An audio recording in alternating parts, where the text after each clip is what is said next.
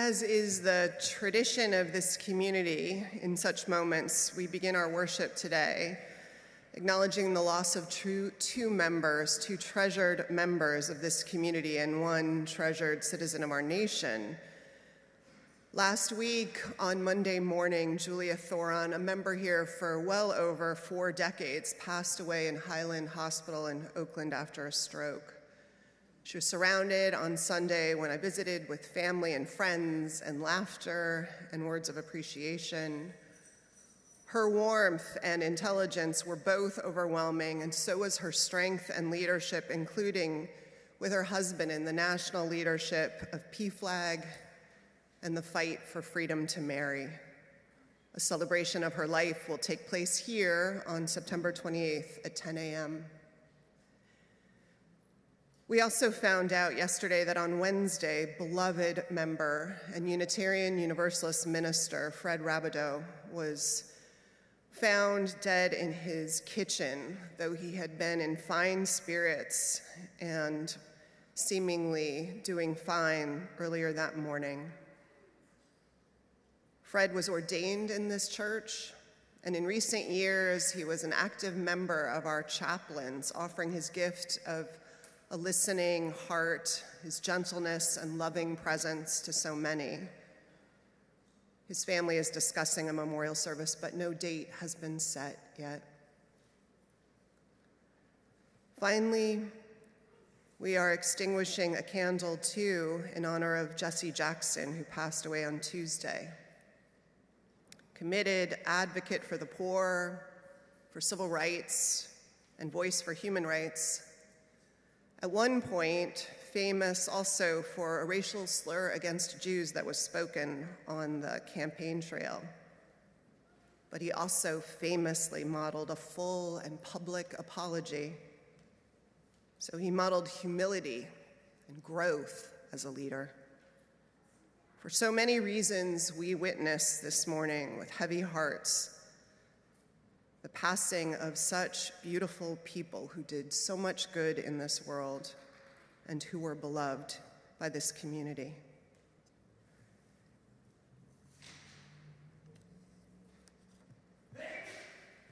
Bless you.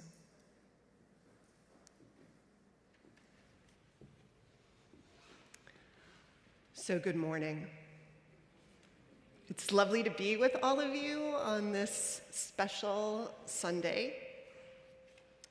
I am Vanessa Southern. I'm the senior minister of the First Unitarian Universalist Society of San Francisco, and you may have noticed we have a very full chancel this morning. We are blessed this morning to have the Reverend Shannon Fong, who's an affiliated community minister of this congregation and the founder of the SF Contemplarium, who is here to preach to us and lead and oversee this worship that he helped create. We're so grateful to have you back. Shannon's been getting over a cold and he had a little trouble with his voice this morning, but we think there might be a Unitarian miracle, and we'll just cross your fingers and say your prayers. He seems to have regained his voice in the last 10 minutes, but we're gonna keep our fingers crossed.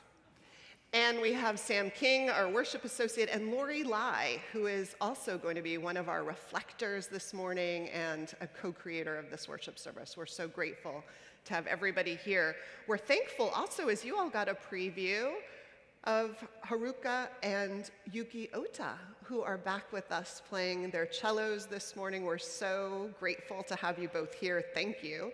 And your mom isn't even here this morning, so you came on your own. It's grateful. Akane is one of our soloists. It's lovely to have you here. Ben Rudiak Gould is going to be leading us in song. Bill Gans is going to be accompanying our musicians this morning. Thanks to Jonathan Silk for doing all the AV solo today. If anyone wants to learn how to operate the cameras, he can use some extra help some Sundays. We'd love it. The flowers that grace our chancel this morning are flowers from yesterday's wedding by Jim Valent and Patty Melvin. So we're so grateful to have that joy brought into the service. Thank you to Athena Papadakos, who created these bouquets for this celebration today. And finally, a big thanks to our facilities team and our ushers. Our ushers, of course, Linda Messner, and Angelo and Dan, who welcomed you in this morning, along with our greeters. Gordon and Danielle, thank you so much. But our building team, we have the winter shelter. How many have already sort of volunteered and cooked meals at bright earlier in the evenings? Thank you all. It takes a community to welcome the shelter and take care of all of our guests. And the facilities team has been working overtime, making all of that possible and all the transitions, weddings, and then the shelter, and all sorts of events and gatherings. So thanks to Kelvin Jones and Matthias Pineda, and our newest member of the custodial team, Darina Maradiaga. They're really working hard to create space for all that we do here. Thank you all also for being here, whether you're here in 3D or joining us remotely. I hope you have an order of service that made it into your hands, if not, or is linked to in the chat. As the new moon dawned this week, I'm sure some of you looked out of your windows and saw it. It ushered in a whole bunch of sacred time. So we are here to celebrate the sacred invitations and the delights and the reflection that is invited in this time. And we make this hour together sacred by our togetherness. Welcome, and thank you for being here.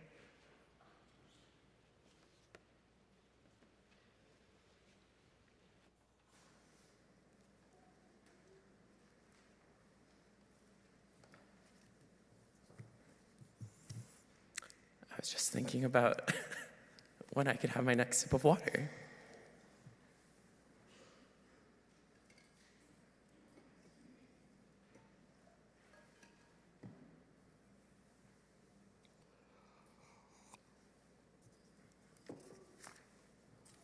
All right. Good morning. As Unitarian Universalists, we share a commitment to grow the fullness of our spirits together. And so we lift up and celebrate many journeys, many cultures, and many spiritualities. And we do so imperfectly, but we keep trying, we keep listening, and we keep learning. This past Tuesday, February 17th, was a new moon, and it just so happened to mark two really important events for billions of people around the world, respectively. One of these was the beginning of Ramadan, which is Islam's holy month of fasting, prayer, reflection, and community. For many of our Muslim friends, this is a time of appreciation, gratitude, and coming together. For everyone observing Ramadan this month, happy Ramadan. And this year, the same new moon last Tuesday also marked the Lunar New Year, which is also known as the Spring Festival. And for many societies of East and Southeast Asia and their worldwide diasporas, including Korea, Vietnam, and China, this festival is the most significant traditional holiday of the year. Lunar New Year festivities traditionally last 15 days until the first full moon of the year, and each year is represented by one of the 12 zodiac signs, with this year being the year of the horse, which is a symbol of liveliness and spirit and excellence. So today in this service, we'll have an opportunity to delve a little bit deeper into those themes. And while the Lunar New Year is observed in many different ways across many different cultures, regions, localities, families, and even individuals, its many variations often feature a common wish for hope and togetherness and new beginnings. So may we share in that spirit today.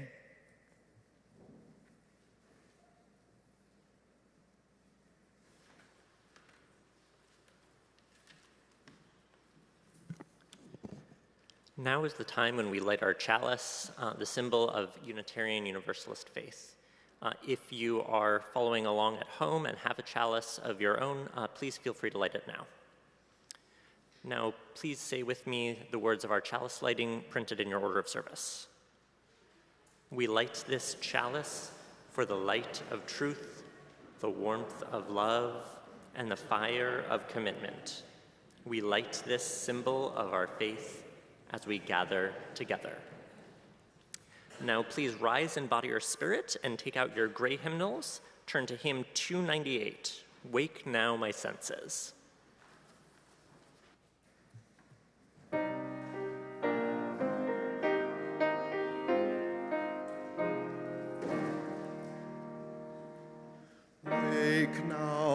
my senses and hear the earth call. Feel the deep power of being in all. Keep with the web of creation your vow, giving, receiving, as love shows us how. Wake now, my reason, reach out to the new. Join with each pilgrim who quests for the true. Honor the beauty and wisdom of time. Suffer thy limit and praise the sublime. Wake now, compassion, give heed to the cry. Voices of suffering fill the wide sky. Take as your neighbor both stranger and friend, praying and striving their hardship to end. Wake now, my conscience, with justice thy guide. Join with all people whose rights are denied. Take not for granted a privileged place. God's love embraces the whole human race. Wake now, my vision of ministry clear. Brighten my pathway with radiance here. Mingle my calling with all who will share. Work toward a planet transformed by our care. And now, before you sit down, it's the time to greet one another. So please try to find somebody that you haven't chatted with in a while and say hi.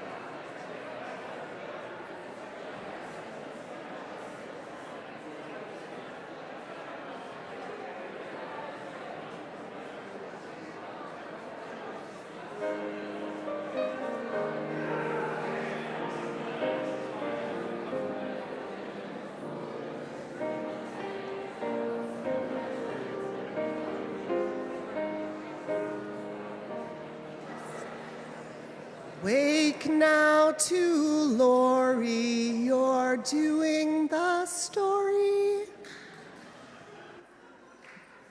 I can't hit the higher notes of the next line, so I'm just going to leave it there.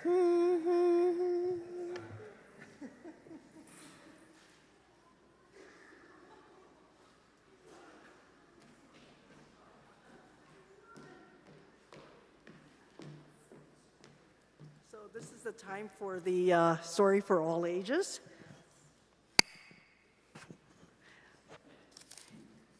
And there was a legendary horse judge in ancient China called Bo Le, and the greatest ever lived. He could look at any horse and tell you exactly what it was worth. When Bo Le grew old, the Duke asked him, "Is there anyone who can take your place in judging horses?" Bo Le said, "Well, a good horse can be identified by its appearance, its build, its muscle, its form, but the truly excellent horses, the ones that leave no dust, no tracks, those require a different kind of seeing. My sons can identify a good horse, but for an excellent one, you will need someone else. I know a man, Jiu Fang Gao." So the Duke sent Jiu Fang Gao to find a truly excellent horse. After 3 months, Jiu Fang Gao returned and announced he'd found one. "What kind of horse?" the Duke asked. "A yellow mare," Jiu Fang Gao replied. The Duke sent for the horse. It arrived. It was a coal-black stallion. The Duke was displeased, to put it mildly. He summoned Bo Le and said, "Your man can't even tell a mare from a stallion, or black from yellow. What could he possibly know about horses?" Bo Le sighed, but not in dismay. He sighed in admiration. "Has he really gotten that far?" he said.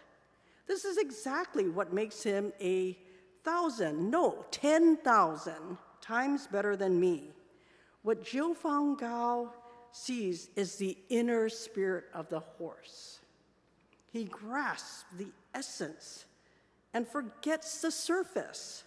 He looks at what matters and lets go of what doesn't. And when the horse was put to the test, it was indeed an excellent horse, the most extraordinary anyone had ever seen."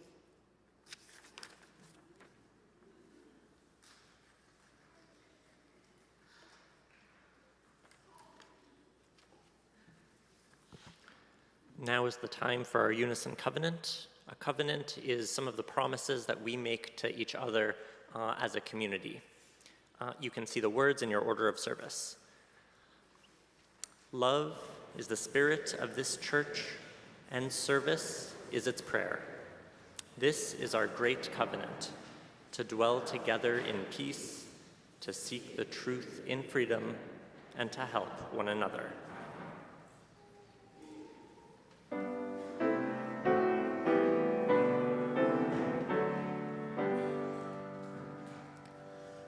From all that dwell below the skies, let songs of hope and faith arise.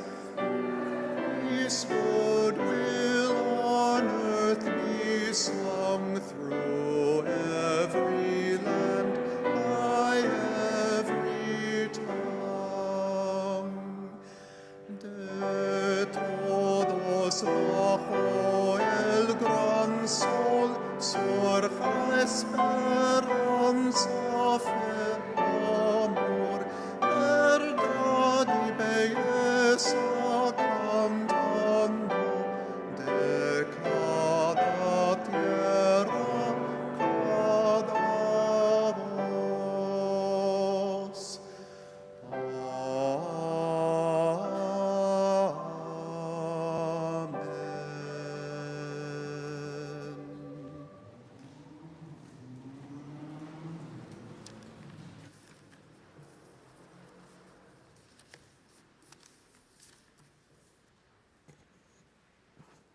The lunar new year of the wood snake has just concluded as I move on from my role as a biotech professional, a position where progress tends to be gradual, valued for traits like patience, introspection, and meticulousness. With the arrival of the fire horse year, I view my transition into semi-retirement as a liberating chance to rekindle my activist spirit, promoting resistance through love and joy. In accordance with a Chinese astrologer's forecast, the year of the horse is expected to bring significant changes for those born in the year of the dog, like me. Having worked diligently and patiently over the past year to build UU Black, Indigenous, people of color, or BIPOC community in California and globally, through active leadership in the diverse revolutionary UU Multicultural Ministry, or DRUM, in California, and the UU Church of the Philippines Cebu Fellowship Formation Project, I believe the Year of the Horse will offer support and resources to further strengthen and grow these foundational efforts. I have to admit that recognition and well-earned progress can sometimes make me uncomfortable in leadership roles, as I see myself more as a team player, collaborator, or group member, one of the pack. My discomfort with being seen as a leader might originate from my experience in various organizations where leaders often engage in unhealthy behaviors, such as deception and avoiding conflict to achieve their goals, tactics that, according to Sun Tzu in The Art of War, can lead to success. The question is, should I trust the astrologer's prediction about a significant life change in the year of the fire horse? Perhaps I should avoid relying on astrology for my life decisions. Or maybe I need to remember that throughout my adult years, major changes have often coincided with the year of the horse. In 1978, I chose medical technology as my college major, which laid the foundation for my long career in biotech. In 1990, I moved to Japan for a work assignment, and since then, I've been involved in international business across North America, South America, Asia, Middle East, Australia, and Africa. And in 2002, my newly formed family moved into a renovated home in San Francisco, which still remains to be our residence. And in 2014, the lawsuit challenging Ohio's ban on same-sex marriage appeared before the US Supreme Court, ultimately leading to the court ruling that same-sex marriage is legal in 50 states. Julie and I were legally married by Reverend John Behrens the following year. Looking back at those major changes in my life during the horse years, I realized that my hard work and patience truly paid off. Those periods mark a consistent pattern of positive outcomes, and I am committed to embracing this important life change and stepping into a leadership role on my own terms. I aim to connect more deeply with my allies and be actively involved in my intersectional communities. During the last Fire Horse year, which was in 1966, Martin Luther King Jr. delivered the Ware Lecture, passionately urging the UUA to challenge the status quo, combat social injustice, and serve as moral leaders. In the 1966 GA committed to ending discrimination and segregation in all UU congregations. It was a time for growth for the UUA, and it was marked by the dedications of new buildings associated with young congregations in many locations. In the world beyond the UU faith, 1966 embodied the themes of the Fire Horse Year: rapid change, bold transformation, and high energy shifts. That year saw the founding of the Black Panther Party and the National Organization for Women. Civil rights leaders, including MLK Jr., took part in the March Against Fear from Memphis to Jackson, Mississippi, to support Black voter registration. Mao launched the Cultural Revolution in China, and while the Vietnam War escalated, sparking widespread protests across many US cities. As we mark this year of the Firehouse, I anticipate similarly intense period filled with dynamic yang energy. Perhaps you do too. Regardless of whether you were born in the year of the dog, I invite everyone to embrace your leadership qualities and act swiftly on long-standing projects rather than waiting for the ideal conditions. After all, I probably won't be around for the next Firehorse year in 2086, so I plan to seize the moment and make every day of this year meaningful.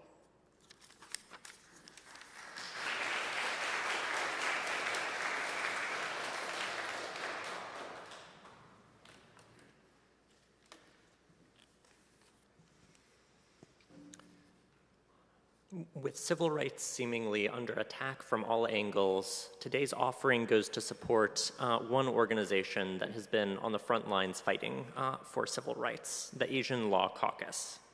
Founded in 1972 in San Francisco, the Asian Law Caucus is the nation's first legal and civil rights organization dedicated to serving low-income, immigrant, and underserved Asian American and Pacific Islander communities. The caucus champions social and economic justice through a multifaceted approach involving direct legal services, impact litigation, community organizing, as well as political advocacy work to try to change the underlying conditions. If you are online, you can donate through Vanco with the link that you see in the order of service, or using the donate button on the website UUSF.org. And please select the line for special Sunday offerings and give today's date. The offering will now be given and gratefully received. Thank you.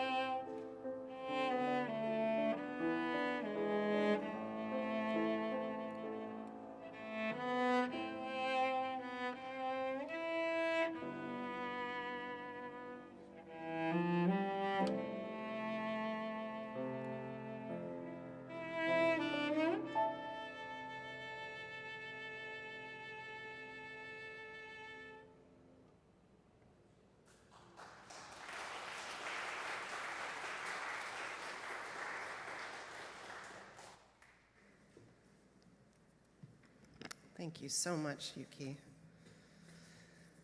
I'd like to invite us into a period of prayer and meditation. So just let your body settle into itself, into this place wherever you find yourself. Take a deep breath. Breathe in love. Breathe out all that holds it back.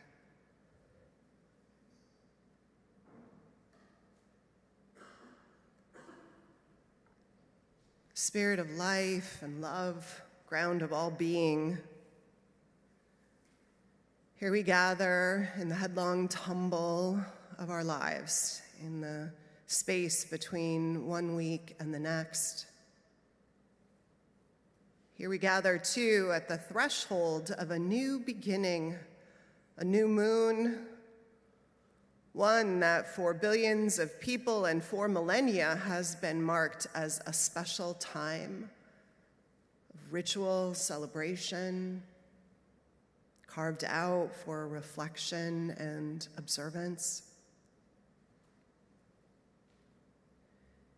In the traditions that have honored this particular change in the night's sky and the order of the universe shifting, there has been an invitation for all of us to sweep out what no longer serves us, to settle debts of the heart, to open the door to what is possible, and to recommit to the relationships and values that sustain us, the best in us.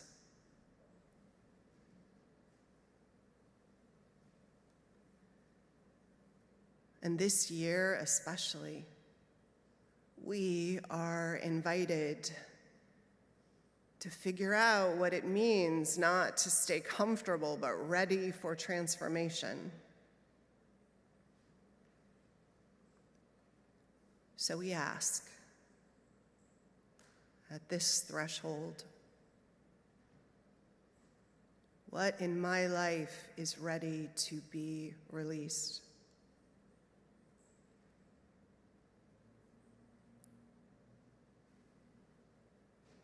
What dream has been waiting patiently for my courage?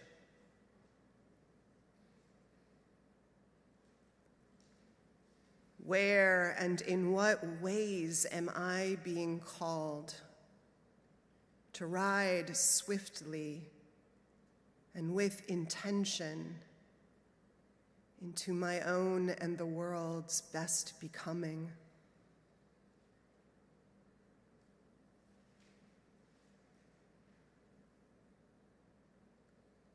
And we ask this morning, as we do each Sunday morning, also to hear where the world can use our courage,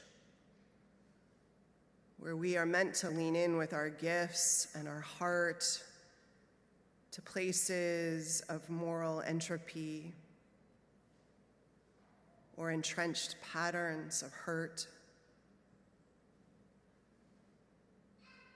to help us help the world burn away what is holding it back from fuller life. In that spirit, we hold also this morning, as we have for weeks, all those lives that were lost in ICE detention in the previous year, and the 6 that have already been taken this year, and 2 additional lives that were lost in the streets of Minneapolis, St. Paul in unnecessary violence.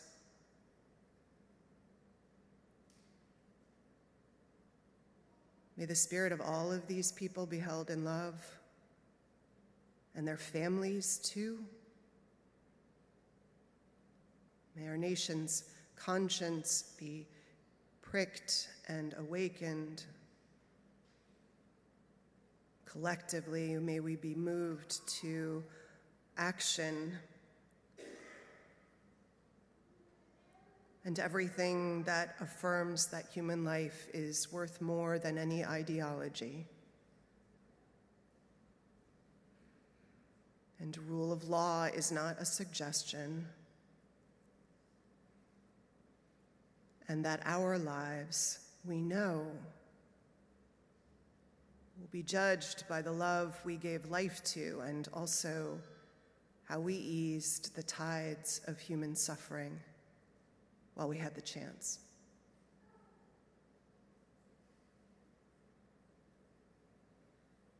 As we finish this prayer in a moment of held silence, may we hold all these prayers and all those that are quiet, but in our hearts, and use this time too, if we've lost someone dear to us, to witness to our heavy hearts and our gratitude also for their lives. And the morning, that is always a piece of love.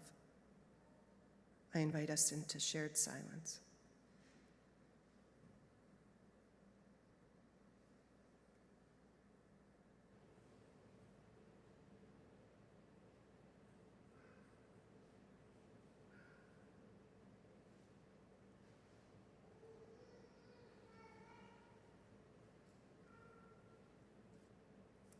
Amen, and blessings upon us.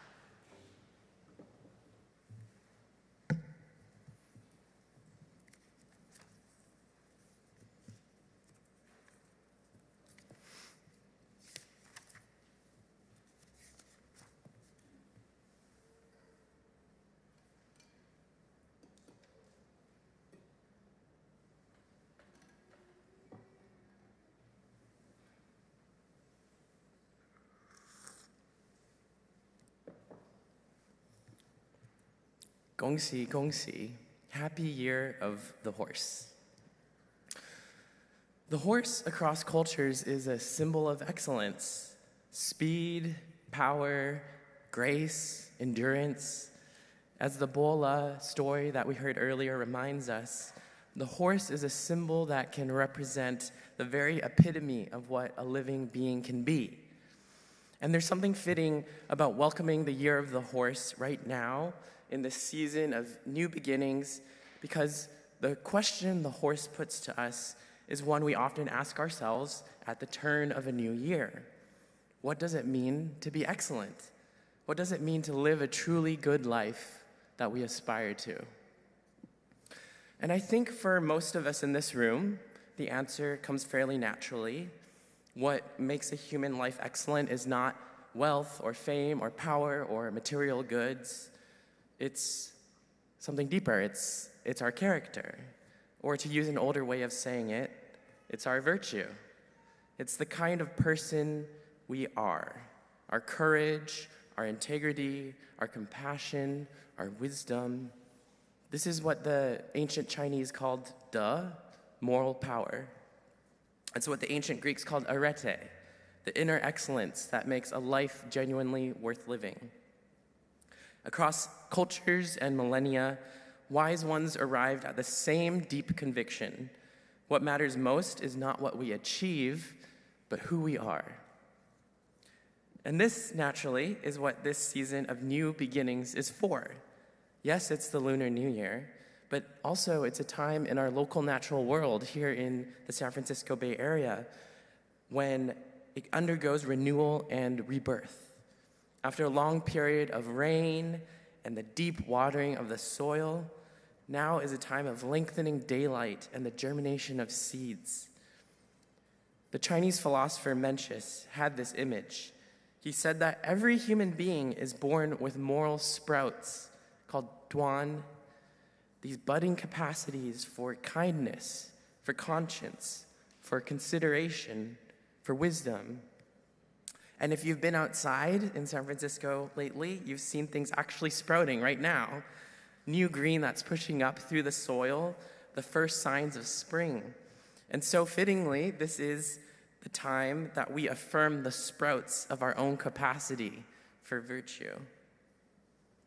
At the organization where I serve as founding director, the San Francisco Contemplarium, we recently held our winter ingathering to honor this very threshold, this turning point between winter's quiet incubation and spring's first stirrings.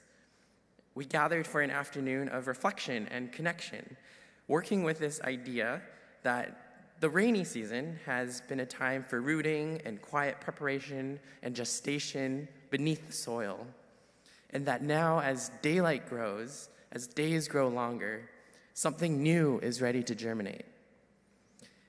And at this winter ingathering, we did a ritual where each of us had a small pot of soil representing everything that has made us who we are so far, the stories and the places and the people that have shaped us. And then we each took a pinchful of poppy seeds, California native poppy seeds, and we sprinkled them into that soil, with these seeds representing the kind of person we choose to become, growing and sprouting, but rooted in that soil. And we shared what those seeds meant to us in small groups, and it was a powerful thing to name out loud in the company of others who each of us is choosing to be. Because it is our choice. Yes, we exist within the soil of what has come before, but each new day we ask ourselves, or we tell ourselves, this is the person I choose to be. I choose to be more patient. I choose to be more generous. I choose to be more courageous. I choose to live according to my values. My virtue is in my hands. And so at this threshold of the year, we honor that sacred truth that it's we who choose who we become.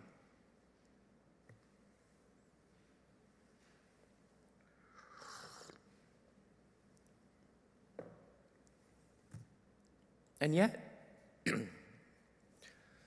And yet, I want to be honest with you about something I've been noticing in myself.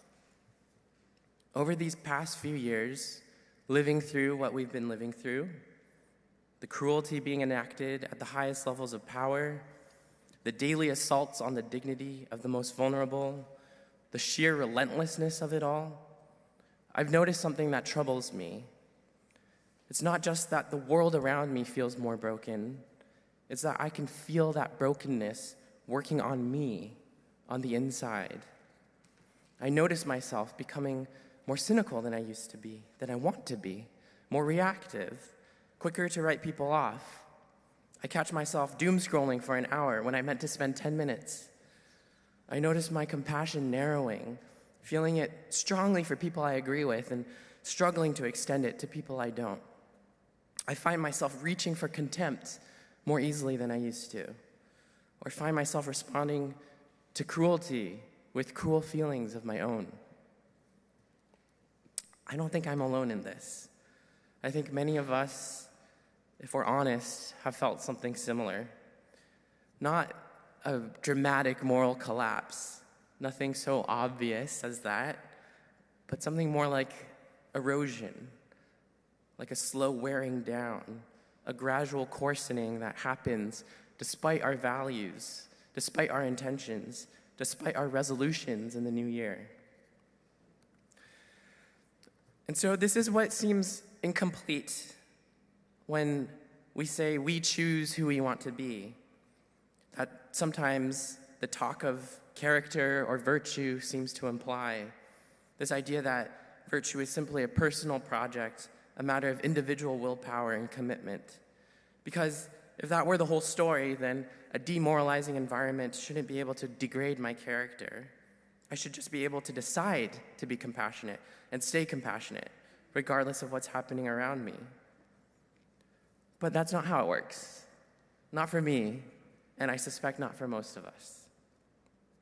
Thinking back to those seeds that we planted at that ritual for the winter ingathering, we placed them carefully into the soil. We named who we wanted to become. But we all know that a seed doesn't grow just because you planted it with the best of intentions. A sprout is not a tree. A sprout is fragile. A sprout is responsive to conditions. If it gets sunlight and water, then it grows. If it doesn't, if the soil is dry, if the air is harsh, if nobody tends to it, it can wither.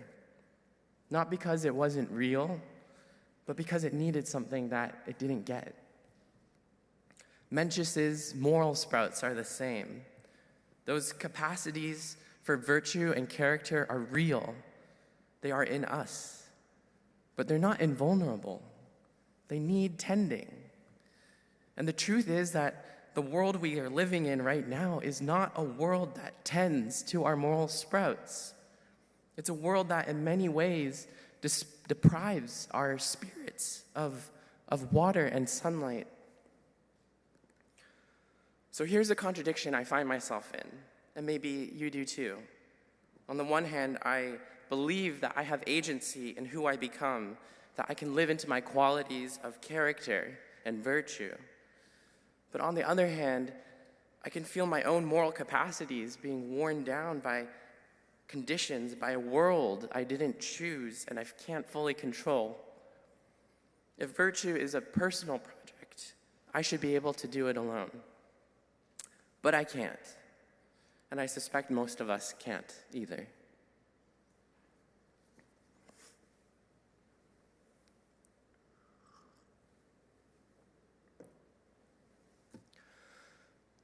So what do we do? This is where I remember the story that we heard this morning, the story of Jiu Fangao. Remember, the Duke thought that Jiu Fangao was incompetent because he got all the visible details wrong. Yellow instead of black, mare instead of stallion, the surface markers. But the horse judge, Bola, saw something completely different. He saw that Jiu Fangao had learned to perceive the inner spirit of the horse, in Chinese, the tianji, and to let go of everything else. And the horse he found turned out to be the finest in the land. I've been thinking about this story, and what strikes me most is not just what Jiu Fangao was able to see, but it's what his seeing did. The horse's excellence was real before Jiu Fangao found it. It existed, but it was unknown, it was unnamed, hidden somewhere, pulling a cart. Without Jiu Fangao, without someone who could look past the surface to the essential, to the Tianji, that excellence would have never entered the world. The act of recognition is what made the horse's excellence real in any way that mattered. And I think this act of recognition might help us to answer the contradiction that we find ourselves in. Yes, virtue is personal. It really is about my inner character, and I really do have agency in who I become. But virtue is not solo. I cannot sustain it alone, especially not in harsh conditions. What I need, and what we all need, is what Jiu Fangao's horse had. We need people who can see that moral substance in us and name it. People who can look past all of the surface noise, all of the cynicism, and all of the coarsening and say, I see good in you. That good is real, and it matters. I think about a friend of mine who told me once that for most of his almost 3 decades of secular life, no one had ever told him that moral deliberation, actually sitting down and thinking carefully about right and wrong, was a real and important thing to do, something worth spending time on. That moral seriousness was in him the whole time. The sprout was there. But nobody had ever been his Jiu Fangao. Nobody had looked at that quality and said, this is excellent. This is important. And that absence had an impact. It left him isolated in his moral life, unsure whether his instinct to take these things seriously was naive or weird.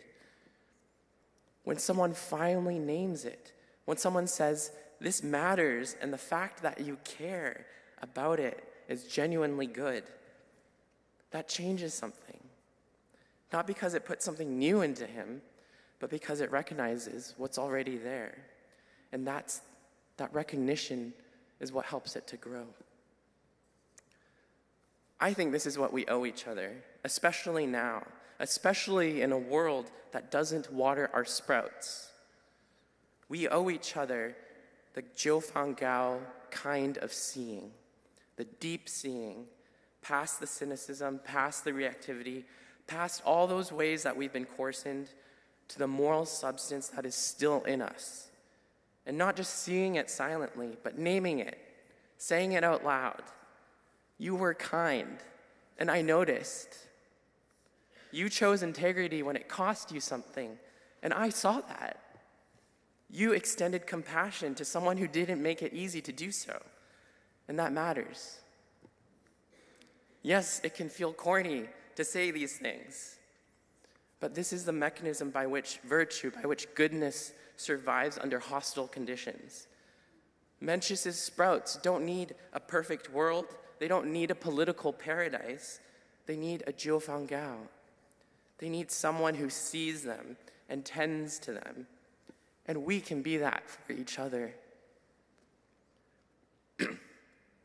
The Confucian tradition, along with our Unitarian Universalist tradition, understands something that our society can sometimes forget. To be a human is to be in community. It's to be in relationship with other human beings. And to be an excellent human is to be excellently in community. To be in the kind of community that cultivates goodness in each other by recognizing it, by naming it, by calling it forth. We don't become good alone. We become good together. And in the hardest of times, in the coldest of winters, we help each other stay good together.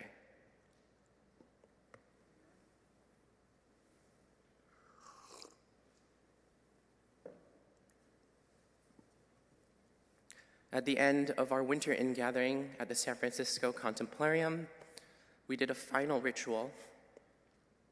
Each of us took a small cup of water.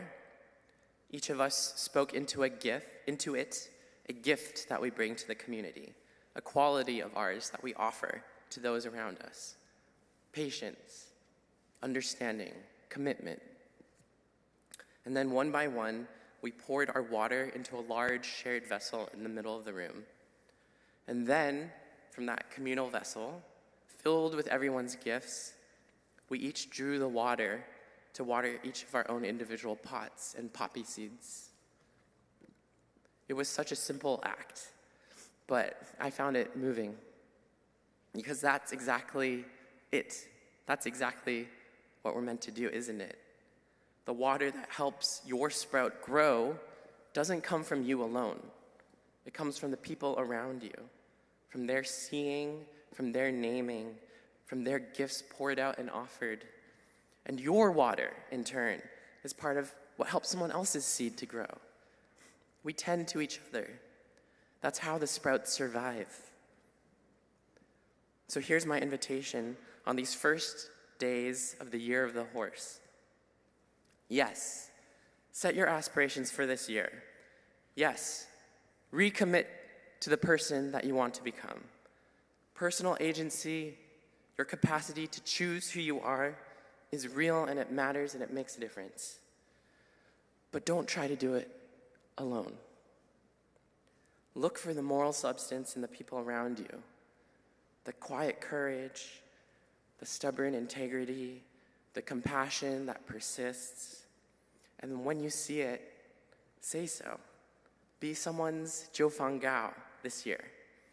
See the excellence that the world is missing and needs. Name it. And in so doing, help it to grow. Because in a time like ours that deprives our spirits of sunlight and water, the most important thing we can do is tend to each other's sprouts. That's what it means to be truly, excellently human. Not alone, but together. Gongxi, gongxi, congratulations. Happy New Year of the Horse. May it be so.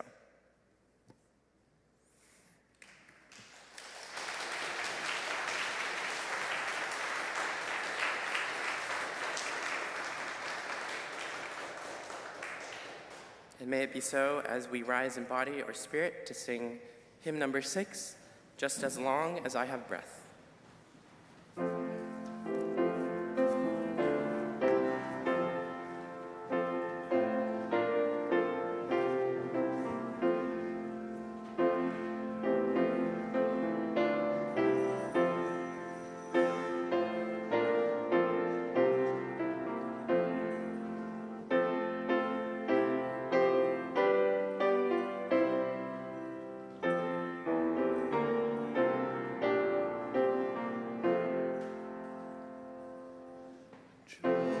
Just as long as I have breath, I must answer yes to life. Though with pain I made my way, still with hope I meet each day. If they ask what I did well, tell them I said yes to life. Just as long as vision lasts, I must answer yes to truth. In my dream and in my dark, always that elusive spark. If they ask what I did well, tell them I said yes to truth. Just as long as my heart beats, I must answer yes to love. Disappointment disappointment pierced me through, still I kept on loving you. If they ask what I did best, tell them I said yes to love.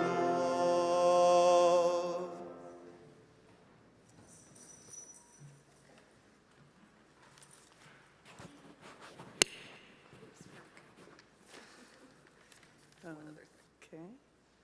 Hi, I'm Liz Strand. I'm not Julia Wald, but she did loan me this lovely jacket to wear today. She wasn't able to be here. Happy Lunar New Year to each of you here in the sanctuary and joining us on the live stream. May you enjoy prosperity and health in this new year. Thank you to all of you for this uplifting and meaningful service. And as we end this time we have had together, I want to remind you of some upcoming events that I very much hope you will attend and some activities I encourage. The youth group gathering actually was canceled today because the advisor is sick. But the Environmental Justice Working Group meets today at 12:30 in the FAS room. They would welcome your presence. Are you new to this church? Then you probably would like to know more about Unitarian Universalism. Good. I suggest you attend the new UU class at 1 o'clock in the fireside room. And there are a few more slots available. If you need help finding the room, Emma Wakeling, the membership coordinator, will guide you there. And there will be snacks. Maybe you have good serviceable clothes you could donate, or you could donate some food, especially beans and rice and nuts. It will go to our neighbors who are afraid to leave their homes for fear of ICE. There is a big container to put your donations in near the Thomas Starr King room.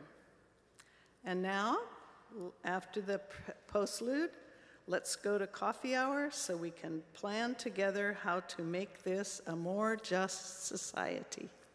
Thank you.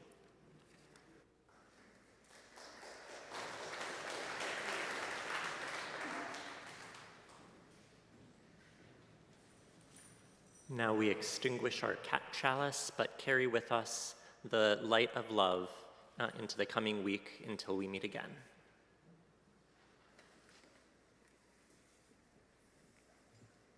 And now, in our comings and goings, may we see past the surface, past the noise, to the spirit of the person in front of us. May we name the good we find there, and in naming it, help it grow. May we tend to each other's sprouts in this harsh but hopeful season.